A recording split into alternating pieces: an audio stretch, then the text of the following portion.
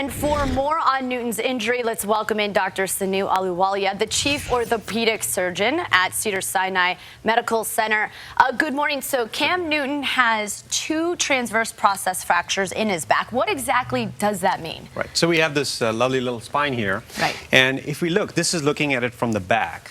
And these little things that come out on the side, so this is the whole spine, right? That's how the spine is. These things that stick out on the side or either side are called the transverse processes. And the function of these processes is to anchor the muscles of the back. Okay. So the psoas and all the rotators come from here. This is where they're anchored. So when you turn, this pulls those muscles or gives it the ability to anchor and pull your pelvis or rotate your torso. So that's what's broken. You know, what's interesting is we were just talking and we said, oh, it's just 2 little fractures. It's not 2 little fractures. Anytime you break anything in your spine, it's a big deal. And as you can tell from experience, you know, your muscle goes into spasm, there's bleeding, there's inflammation, so it's a big deal.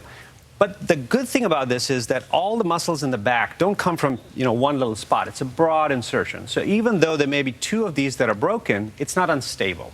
So the big issues are going to be pain, spasm, inflammation, bleeding. You know, how quickly he comes back is all determined on how he is. That's what I was going to ask you. What's the normal recovery time? So, you know, the recovery time can be anywhere from 1 week to, you know, up to 4 weeks. It all depends on what the injury is. Now, in case, you know, of Tony Romo, it was a kick to the back. So it was an isolated injury. In his case, his truck flipped over, right? So this is his primary injury.